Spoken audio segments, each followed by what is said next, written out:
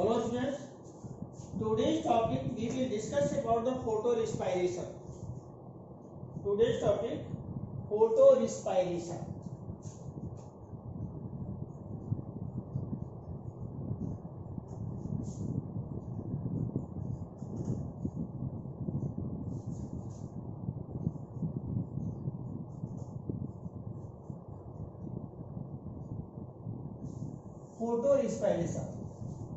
फोटोरिस्पायरेशन students क्या होते हैं?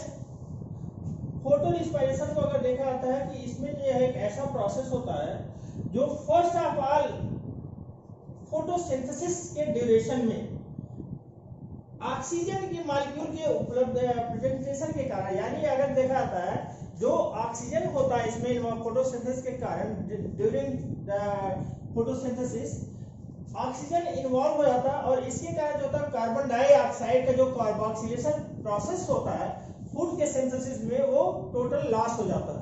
और लॉस हो जाने के साथ ही साथ क्या होता है कि इस प्रोसेस में बेसिकली जो ये यूजलेस प्रोसेस हो जाता है, यानी इसी किसी प्रकार का इसमें यूजलेस प्रोसेस होने का सेंस ये है कि इसमें ना तो एनएडीपी बनेगा या ना तो एटीपी का प्रोडक्शन होता है, ना तो इसमें किसी ग्लूकोज का फॉर्मेशन होता है।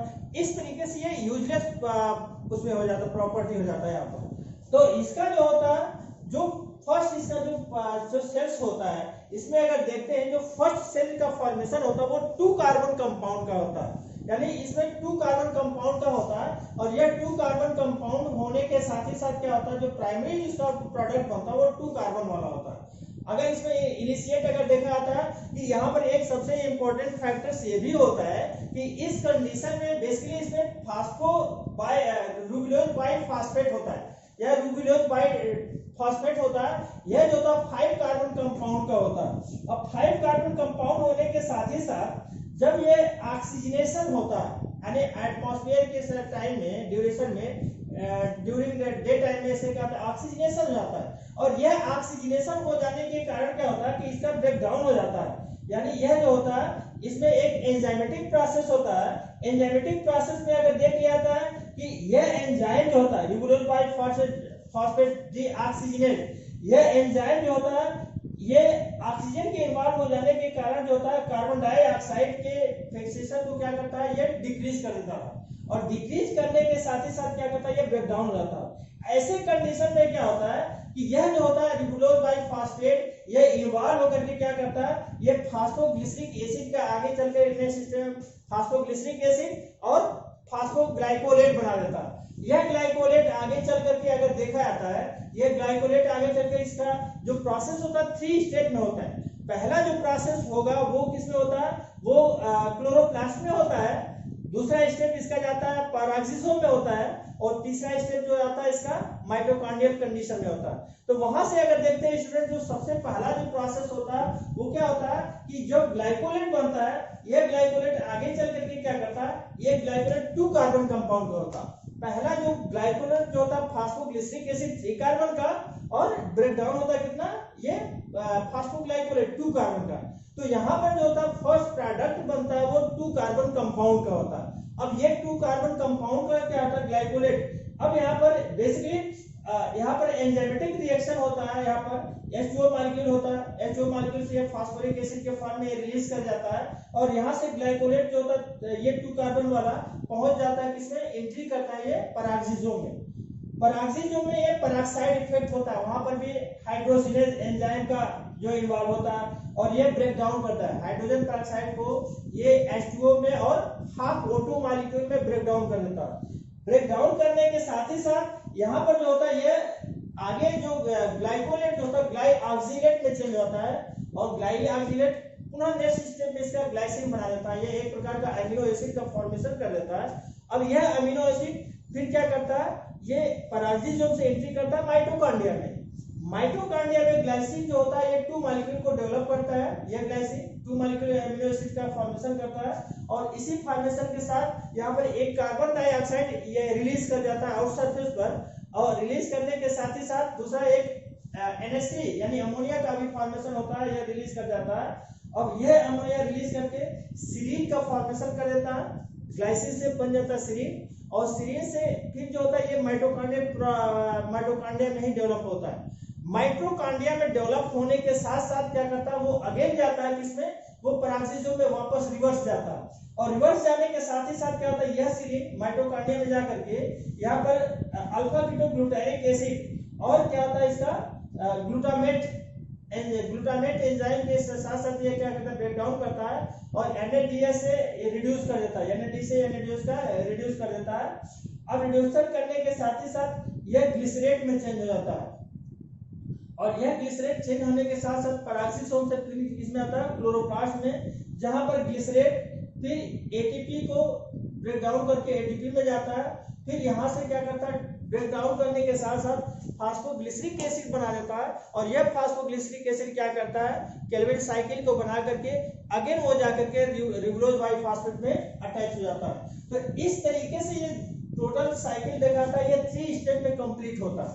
पहला क्लोरोप्लास्ट में, दूसरा स्टेप जो होता है इसका पेराक्सीसोम में, तीसरा माइटोकॉन्ड्रिया में, और स्टार्ट होने के साथ ही साथ यह जो प्रोसेस होता है बिल्कुल वास्कुलर प्रोडक्ट होता है, यानी इसमें किसी भी प्रकार का न तो ATP बनेगा, न तो इसका NADH बनेगा, न तो कोई ग्लूकोज का फॉर्मेशन होता है।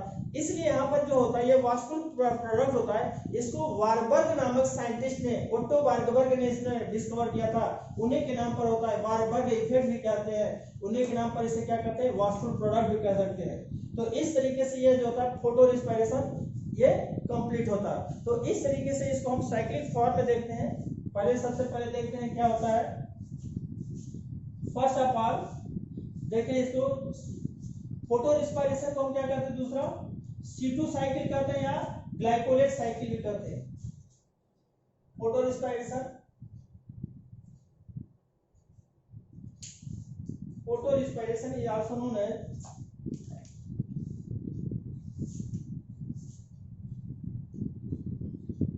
Photo respiration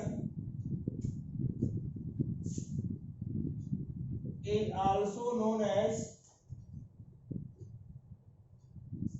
C2 cycle, C2 cycle के साथ साथ ग्लाइकोलेट साइकिल,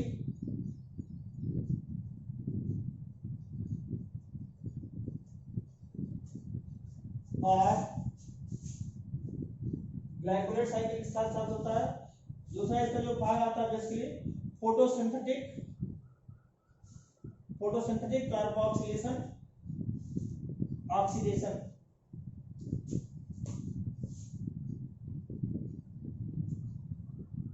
फोटोसिंथेटिक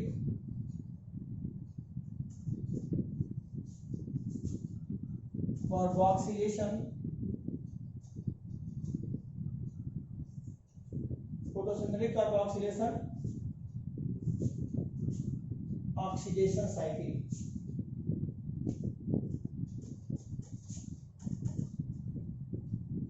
शॉर्ट में इसे PCO साइकिल कहते हैं, ऑक्सीडेशन साइकिल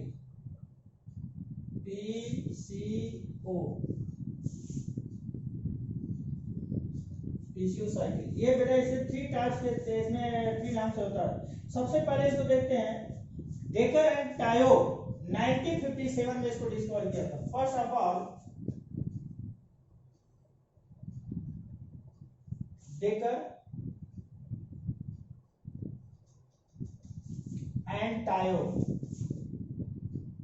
1957 में डिस्कवर किया था।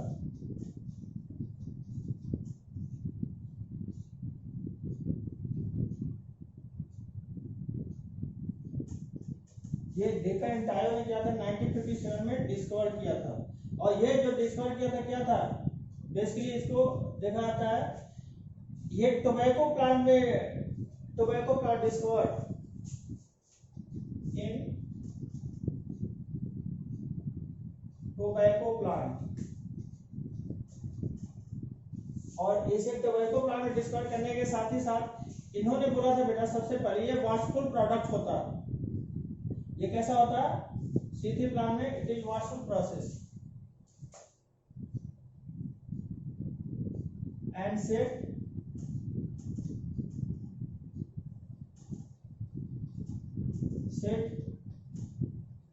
it is वेस्टफुल प्रोसेस, ये जो होता है वेस्टफुल प्रोसेस होता है। सेकंड जो होता है बेटा, इसने जो सेकंड जो डिस्कवर किए थे वारबर्ग ने 1920 में, अट्टो वारबर्ग इन 1920 में, ओट्टो वारबर्ग discovered in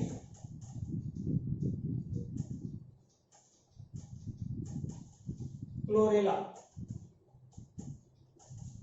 ये क्लोरेला में डिस्कवर किया था, क्लोरेला में डिस्कवर किया था। और इसमें जो बेसिकली जो क्लोरेला में डिस्कवर करने के साथ ही साथ इन्होंने डिस्कवर किया था ये कैसा होता है, ये वेस्ट में भी जो होता है फोटोसिंथेसिस का मेन फंक्शनिंग नहीं होता, इन्होंने देखा था। यहाँ पर भी अगर देखा जाए तो बेसिकली इसमें भी क्या होता है कि इन्होंने भी जो डिस्कवर किया था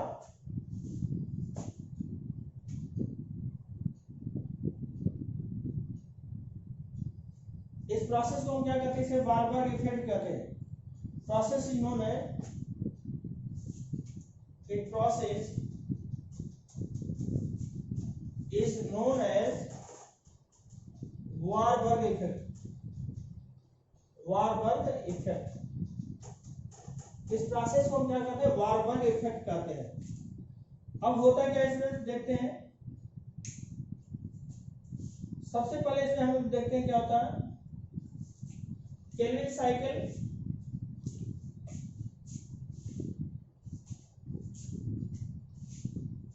RUDP, ये 5 कार्बन का होता है बेटा। ये इसके साथ क्या होता है, ये बेसिकली इसमें देखा था ये ऑक्सीजन होता है, ऑक्सीजनेज एंजाइम हेल्प करता है, ये बना देता है। फिर इसमें फास्फोग्लिसरिक एसिड 3 कार्बन प्लस फास्फोग्लाइकोलेट,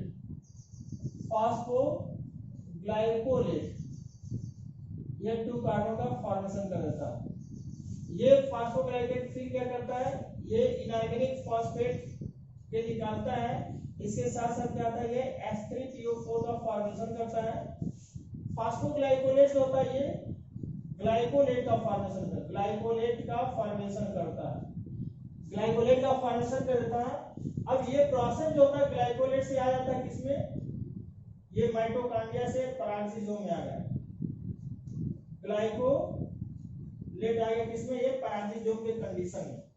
अब इस परागजीजोम में अगर देखा जाता है, इस कंडीशन में बेसिकली यहाँ पर भी जो होता है ग्लाइकोलेट की कंडीशन के साथ साथ इसमें ऑक्सीजन हमने बताया था कि ये जो मॉलिक्यूल्स होता है ग्लाइकोलेट से ये इनऑर्गेनिक फॉस्फेट में चेंज होने के साथ ही साथ ग्लाइकोलेट ये ब्रेक डाउन होता है,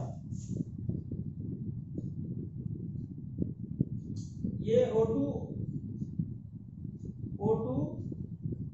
H2O2 क्या करता है, ये ब्रेक डाउन होता है और ये H2O2 के रूप में ये एंजाइम के रूप में इन्वॉल्व होता है, ये बना देता है ग्लाइऑक्सिलेट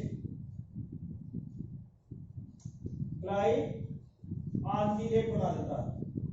ग्लाइऑक्सिलेट के साथ साथ यहाँ पर क्या होता है, ये बेसिकली O2 टूट जाता है।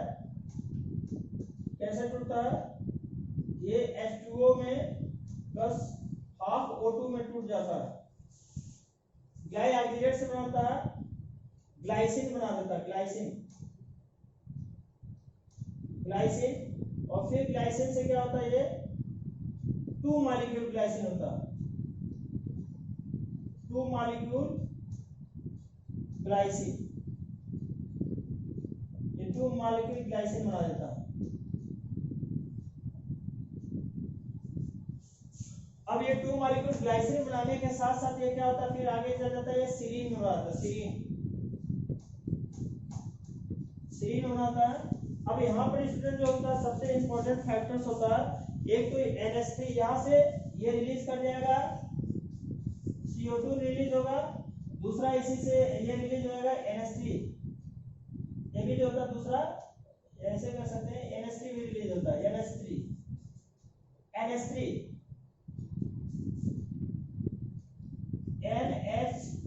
ये रिलीज कर जाता है। और इस कंडीशन में क्या होता है, NAD से क्या होता है, इकट्ठे जाना NADH का फॉर्मेशन करता है।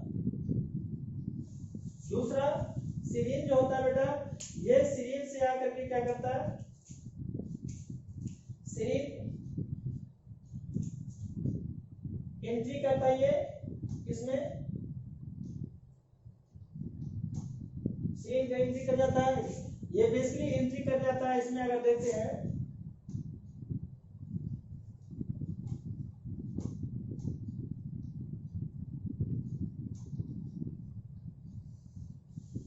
सीरीन एंट्री करता है किसके लिए, फिर ये परागजिजोम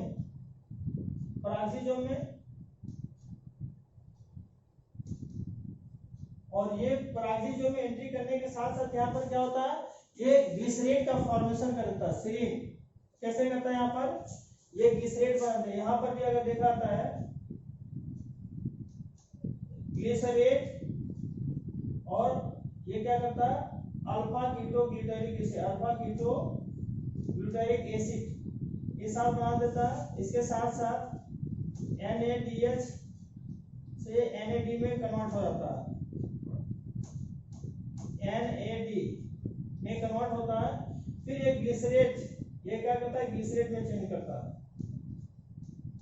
ग्लिसरेट में चेंज कर देता है। और ग्लिसरेट के साथ साथ फिर ये ग्लिसरेट एंट्री करता है किसमें, ये साइटोप्लाज्म में, क्लोरोप्लास्ट ग्लिसरेट।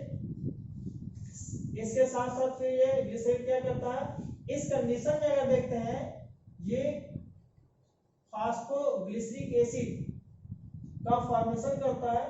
और फास्फोग्लिसरिक एसिड जो होता है, अगर यहाँ पर भी देखते हैं जो फास्फोग्लिसरिक एसिड होता है, ये क्या करता है, ग्लिसरेट से इस कंडीशन में ATP से ADP में कन्वर्ट करता है। और ये फिर फास्फोग्लिसरिक एसिड क्या करता है, केल्विन साइकिल में चेंज करता है, और ये केल्विन साइकिल पूरा इसमें एंट्री कर जाता है। अब ये प्रोसेस जो होता है बेटा, हमने बताया कि 3 प्रोसेस में होते हैं। पहला 3 प्रोसेस का हमने क्या होता है कि पहला जो प्रोसेस होता है, ये सबसे पहले अगर देखते हैं ग्लिसरेट, एक प्रोसेस होता है ये होता है क्लोरोप्लास्ट।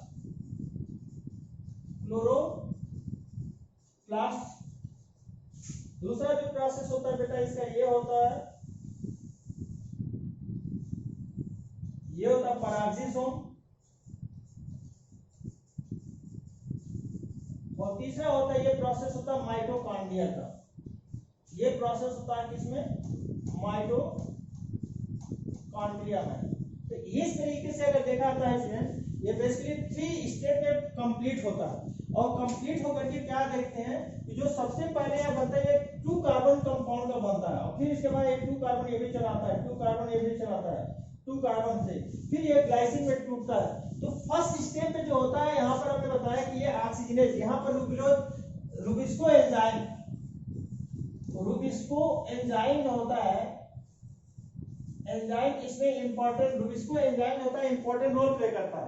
क्योंकि यह रुबिस्को एंजाइम जो होता है, ये ब्रेक डाउन कर देता है, जो फोटोसिंथेसिस का कार्य करता है। उस फोटोसिंथेसिस में ये क्या करता है, कार्बन डाइऑक्साइड को क्या करता है, कार्बोक्सिलेशन प्रोसेस को क्या करता है, उसको डिस्ट्रॉय कर देता है, यानी इसको डिक्रीज कर देता है, एकदम लॉस कर देता है। तो ऐसे प्रोसेस को हम क्या करते हैं, जो ये कार्बोक्सिलेशन डिक्रीज होता है, तो इसमें जो होता है, जो यहाँ पर बेसिकली अगर 25% का लॉस होता है, 25% लॉस हो जाता है कार्बोक्सिलेशन में,